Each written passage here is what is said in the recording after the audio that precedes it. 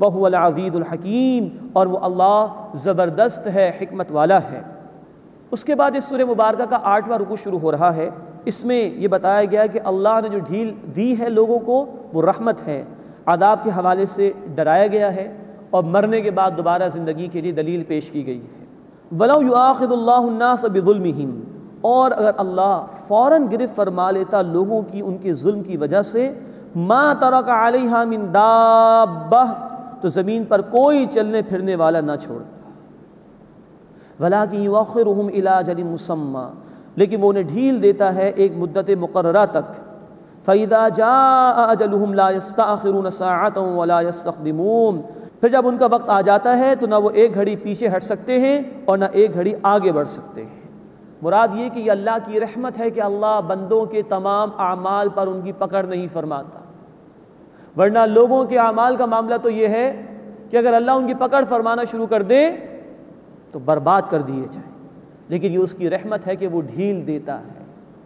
لیکن جب مہلت آ جائے گی، انفرادی سطح پر کسی شخص کی موت کا معاملہ، اور اجتماعی سطح پر اللہ نے وقت طے کیا ہوتا ہے کسی امت کے لیے، کسی قوم کے لیے، جب وہ وقت آ جاتا ہے تو نہ ایک لمحہ معاملہ پیچھے ہو سکتا ہے نہ ایک لمحہ آگے ہو سکتا ہے۔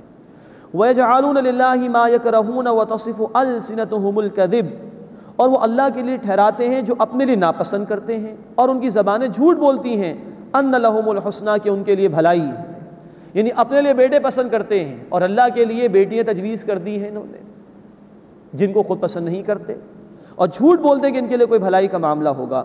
لا جرم ان لهم النار وانهم مفرطون، لازم بات ہے کہ ان کے لیے جہنم ہے، بے شک وہ جہنم میں سب سے پہلے پیش کیے جائیں گے۔ تاللہ لقد ارسلنا الى امم من قبلک، اللہ کی قسم یقیناً ہم نے اے نبی صلی اللہ علیہ وسلم آپ سے پہلے امتوں کی طرف رسول بھیجے۔ فزین لهم الشیطان اعمالهم، کہ شیطان نے ان لوگوں کے اعمال انہیں مزین کر کے دکھا دیے۔ فهو ولیہم اليوم، پس وہ شیطان آج ان کا دوست ہے۔ وَلَهُمْ عَذَابٌ أَلِيمٌ، اور ان کے لیے دردناک عذاب ہے۔ وَمَا أَنزَلْنَا عَلَيْكَ الْكِتَابَ إِلَّا لِتُبَيِّنَ لَهُمْ، اور اے نبی صلی اللہ علیہ وسلم ہم نے آپ پر یہ کتاب نازل نہیں کی مگر اس لیے کہ آپ واضح فرماتے۔ ہم پڑھ چکے ہیں سورۃ النحل آیت نمبر 44 میں کہ قرآن کی وضاحت نبی کریم صلی اللہ علیہ وسلم کی ذمہ داری تھی۔ وَمَا أَنزَلْنَا عَلَيْكَ الْكِتَابَ إِلَّا لِتُبَيِّنَ لَهُمْ، اور اے نبی صلی اللہ علیہ وسلم ہم نے آپ پر کتاب نازل نہیں کی مگر اس لیے کہ آپ ان کے لیے واضح کر دیں، الذی اختلفوا فیہ، جس میں انہوں نے اختلاف کیا، وہدی ورحمۃ لقوم یؤمنون، اور ہدایت اور رحمت ہے ان لوگوں کے لیے جو ایمان لائے۔ واللہ انزل من السماء ماء، اور اللہ نے آسمان سے پانی برسایا، فاحیا بہ الارض بعد موتها، پھر اسی سے زمین کو اس کی موت کے بعد زندگی دی۔ ان فی ذلک لآیۃ لقوم یسمعون، بے شک اس میں ان لوگوں کے لیے نشانی ہے جو سنتے ہیں۔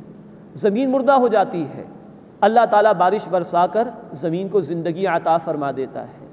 اسی زمین میں بیج مردہ ہوتا ہے، اللہ اس کو زندگی عطا فرما دیتا ہے۔ وہی اللہ تمہیں مردہ کر دینے کے بعد دوبارہ زندہ کرنے پر قادر ہے۔ ان فی ذلک لآیۃ لقوم یسمعون، بے شک اس میں نشانی ہے ان لوگوں کے لیے جو سنتے ہیں۔ اس کے بعد اس سورہ مبارکہ کا 9واں رکوع شروع ہو رہا ہے اور اللہ کی قدرت کی نشانیاں بیان کی جا رہی ہیں۔ جانوروں کے دودھ اور اس کے عمل کو اللہ نے اپنی قدرت کی نشانی بیان فرمایا، اور شہد کی مکھی کے شہد بنانے کے عمل کو اللہ نے اس رکوع میں بیان فرمایا ہے۔ وَإِنَّ لَكُمْ فِي الْأَنْعَامِ لَعِبْرَةً، اور بے شک تمہارے لیے چوپایوں میں سبق آموزی کا سامان ہے۔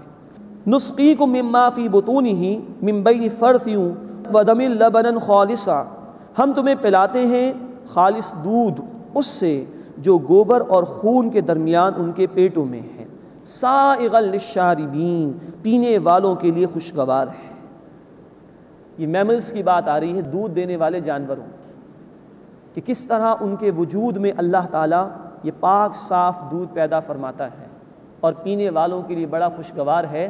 یہ اللہ کی معرفت کی بہت بڑی دلیل ہے۔ ایک ایک دودھ دینے والا جانور، ایک بکری، ایک گائے، ایک پوری انڈسٹری ہے گویا، اور اللہ کی قدرت کی بہت بڑی نشانی ہے۔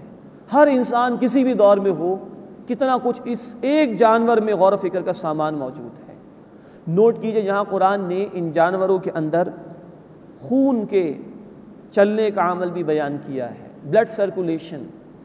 قرآن نے 1400 برس پہلے اس کی طرف اشارہ کیا۔ قرآن کے نزول کے تقریباً 600 برس کے بعد ابن نفیس ایک سائنسدان تھا مسلمان، اس نے بلڈ سرکولیشن کو بیان کیا، اور قرآن کے نزول کے 1000 برس کے بعد یورپ میں ولیم ہاروی نے بلڈ سرکولیشن کو بیان کیا۔ قرآن 1400 برس پہلے اس کی طرف اشارہ کر رہا ہے۔ اسی طرح یہ دودھ بننے کا عمل ریسنٹ ٹائمز میں صحیح طور پر انسان واضح طور پر سمجھ سکا ہے، قرآن 1400 برس پہلے اس کو بیان کر رہا ہے۔ ایک سائنٹیفک فیکٹ کی طرف بھی اشارہ ہے، اور اس سے بڑھ کر اللہ کی معرفت کی طرف بہت بڑا اشارہ۔ انسان غور کرے، یہ جانور غذا کھاتے ہیں، پانی پیتے ہیں، اسی سے ان کی اپنی توانائی اور انرجی کا سامان پیدا ہوتا ہے، اسی سے ان کا خون بھی پیدا ہو رہا ہوتا ہے، اسی سے جو بھی ان کا گوبر اور ویسٹیج ہے وہ بھی پیدا ہو رہا ہوتا ہے، اسی سب کچھ کے ذریعے سے ان کے اپنے بچوں کی غذا کی ضرورت پوری ہوتی ہے۔ اس خون کی نالیوں کے درمیان سے، ویسٹیج کی نالیوں کے درمیان سے صاف شفاف دودھ ہے جو اللہ پینے کے لیے بندوں کو عطا کر رہا ہے۔ کتنی بڑی اللہ کی قدرت کی نشانی، انسان غور کرے اس کے اوپر۔ فرمایا کہ وَإِنَّ لَكُمْ فِي الْأَنْعَامِ لَعِبْرَةً، اور بے شک تمہارے لیے ان چوپایوں میں سبق آموزی کا سامان ہے۔ نُسْقِيكُم مِّمَّا فِي بُطُونِهِ مِن بَيْنِ فَرْثٍ وَدَمٍ لَبَنًا خَالِصًا، ہم تمہیں پلاتے ہیں دودھ خالص اس سے جو گوبر اور خون کے درمیان ان کے پیٹوں میں ہے، سائغا للشاربین، پینے والوں کے لیے انتہائی خوشگوار ہے۔ ایک ایک جانور اللہ کی قدرت کی کتنی بڑی نشانی۔ وَمِن ثَمَرَاتِ النَّخِيلِ وَالْأَعْنَابِ، اور کھجور اور انگور کے پھلوں سے مراد تم رس حاصل کرتے ہو، تَتَّخِذُونَ مِنْهُ سَكَرًا، تم اس سے شراب بناتے ہو، وَرِزْقًا حَسَنًا، اور عمدہ رزق حاصل کرتے ہو۔ نوٹ کیجئے کہ شراب بری شے ہے، اس لیے فرمایا گیا کہ پھلوں سے شراب کشید کرتے ہو اور عمدہ رزق حاصل کرتے ہو۔ شراب کا ذکر الگ کیا، یہ گویا ایک ابتدائی ذکر تھا جو شراب کے حوالے سے کیا گیا۔ تفصیلی احکامات ہم پڑھ چکے، سورہ البقرہ آیت نمبر 219 میں پہلا حکم، سورہ نساء آیت 43 میں دوسرا حکم، اور سورۃ المائدہ آیت نمبر 90 اور 91 میں تیسرا حکم آیا تھا شراب کی حرمت کے حوالے سے۔ لیکن یہاں کہا گیا کہ تم پھلوں سے رس بھی نکالتے ہو، شراب اختیار کرتے ہو اور عمدہ رزق، تو گویا کہ شراب کی برائی کو پہلے ہی مکی صورت میں واضح کر دیا گیا۔ تَتَّخِذُونَ مِنْهُ سَكَرًا وَرِزْقًا حَسَنًا، تم اس سے شراب بناتے ہو اور عمدہ رزق حاصل کرتے ہو۔ إِنَّ فِي ذَلِكَ لَآيَةً لِقَوْمٍ يَعْقِلُونَ، بے شک اس میں نشانی ہے ان لوگوں کے لیے جو عقل سے کام لیتے ہیں۔ ایک ہی برسنے والا پانی، ایک ہی زمین، ایک ہی حرارت، ایک ہی سورج کی روشنی، اور بے شمار پھل اللہ نے تمہیں عطا فرمائے، غور کرو اس کے اوپر۔ اس کے بعد شہد کی مکھی کا ذکر ہے، وَأَوْحَىٰ رَبُّكَ إِلَى النَّحْلِ، اور تمہارے رب نے شہد کی مکھی کو الہام کیا۔ نوٹ فرمائیے، ایک ہے وحی جو انبیاء کو دی جاتی تھی، وحی نبوت، اور ایک وحی الہام کے معنی میں ہے، کوئی بات دل میں ڈال دینا۔ یہاں یہ لغوی معنی میں ہے، اپنے لٹرل میننگ میں ہے کہ شہد کی مکھی کو اللہ نے یہ بات سجھا دی۔